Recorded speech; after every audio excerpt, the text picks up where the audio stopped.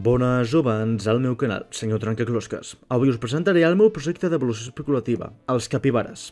A partir d'ara, els meus vídeos d'evolució especulativa, que no m'aturaré amb les conlines i les animacions, adverteixo, seran basats en els suggeriments que em deixeu als comentaris. De fet, això no és un avís perquè ho feu. Ja he rebut molts suggeriments, que si escargols, que si granotes, que si pingüins, fins i tot de porquets de Sant Antoni. No obstant, tot i que totes aquestes idees m'agraden, només un animal s'ha repetit 2 vegades. Aquest és el capibara.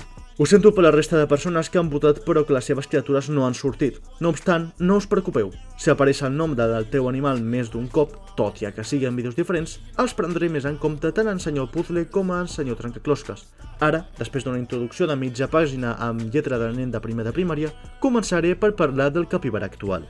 L'Hydrocoerus hydrocaeris és un mamífer que viu en tota Sud-amèrica menys a la costa oest. El problema és que no els hi agrada els Andes. Per què? Si no us ho havíeu donat compte abans, viuen sobretot en zones més planes amb aigua abundant. Els Andes, en canvi, tot i a tenir aigua, aquesta és sòlida. I si estàs en un lloc on l'aigua és sòlida, és a dir, neu, és que estàs en un lloc o molt fred o molt alt. I sigui com sigui, això als capibares no els hi agrada gens. Aquests animals són extremadament socials. Des de pollets i gats a humans i caimans poden i han sigut els seus amics. A tal grau que el respecte que té la gent cap a ells farà que se'ls cuidi més. Fins i tot se'ls podria cuidar com a mascotes, cosa que amb els anys acabaria per canviar-los. Les modificacions més notòries serien les següents: minvarien de mida, la part inferior més clara que la superior i un to de pelatge més clar. Parlem de l'Hydrocoerus familiaris o capibara domèstic. Veient els humans com aquestes criatures estaven canviant amb la seva domesticació de la mateixa manera que passaria amb els canis familiaris, és a dir, els gossos, començarien modificacions genètiques mitjançant creuaments, generant diferents races. La primera que veurem serà la de l'Hydrocoerus familiaris o capibara de casa. El pelatge superior del seu cos serà pla, com el d'un pingüí, a semblança al d'un gos de pell curta. Mentrestant, la part inferior seria com la d'un gat, més suau i voluminosa. La seva mida disminuiria i els seus ulls s'engrandirien. Això perquè agradessin més. Se'ls acostumaria a no estar tant de temps a la banyera per fer-los més accessibles a les persones que no tinguessin d'aquestes. Bàsicament, els van convertir en gats. A causa d'això, no obstant, tant gats com a gossos foren substituïts per la febre del capibara. Europa, Àsia, Oceania i Àfrica seguirien amb els gats i els gossos pel cost del seu transport, però a l'ara lleugerament habitada Antàrtida vindrien capibares de les terres del foc. Però perquè poguessin sobreviure al lloc, mitjançant creuaments, sorgiria una de les 3 branques del capibara de casa, el capibara austral. A més pelatge, el seu greix augmentaria per suportar més el fred. La seva versió canadenca i també a l'escana s'haurien d'adaptar al fred. El capibara boreal. Aquest cop, a aquesta regió tenir més predators al contrari que els seus germans meridionals serien més veloços i més grans. Això darrer més per por de moda, uns se'ls prefereixen més grans i altres més petits. La darrera raça de capibara de casa serà el capibara tigre. Aprofitant el seu pelatge compacte, al final crearien patrons a les seves espatlles, com un tigre, però la seva mida seria igual a la de la versió inicial de la seva espècie. Després tindríem l'Hydrocoerus dux, qui, a partir de tenir una relació amb els humans de companyia, ensinistrarien un parell perquè guiïn els cecs tal i com ho fan avui en dia els gossos guia. Aquests sí refinarien encara més els sentits i la musculatura per poder caminar més lluny i amb el seu humà perquè per a la seva següent evolució. Però a part d'aquests capibares guia, tindrien a 2 altres ramificacions.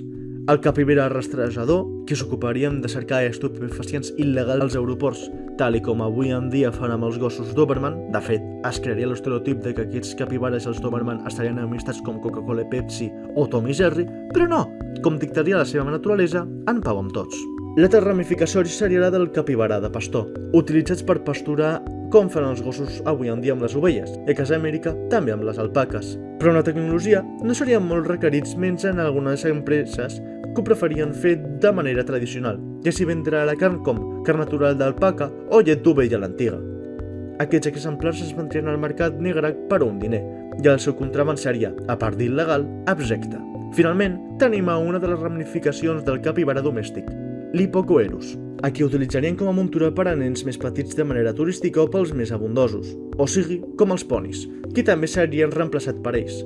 La següent generació també augmentaria de mida per poder transportar les persones més grans possibles, és a dir, a adults, reemplaçant finalment els cavalls. Aquestes 2 ramificacions de l'Hydrocoerus serien el capibara ros i el brun, perquè una era plateja tot daurat i l'altra seguia sent marró, bàsicament. Però els 2 mesuraven el mateix aproximadament.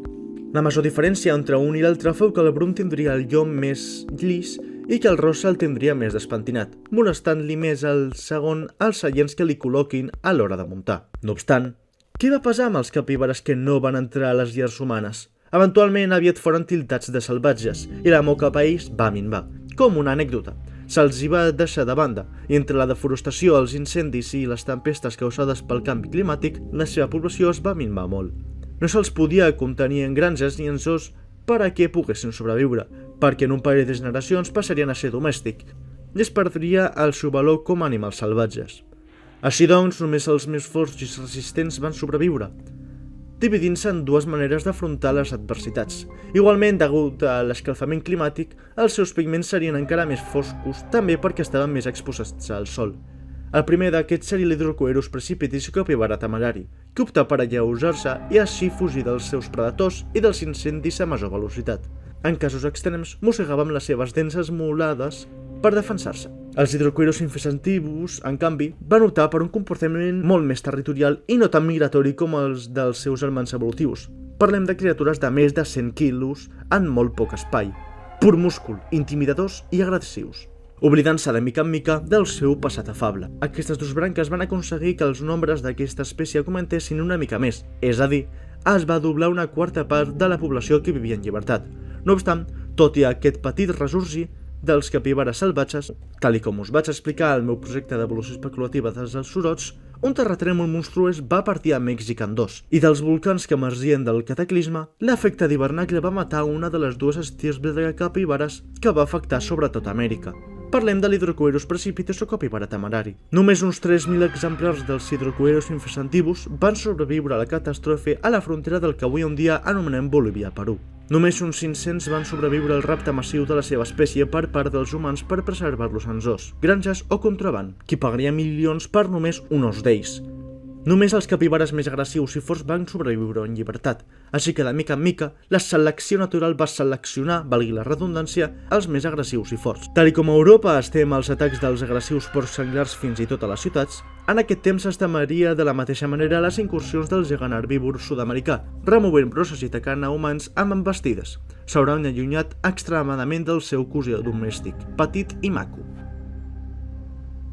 Això seria tot. Gràcies per veure. Sé que no hi ha hagut tanta varietat amb els capibares en aquest vídeo, però ho he compensat amb més detallisme, o això és el que espero haver aconseguit.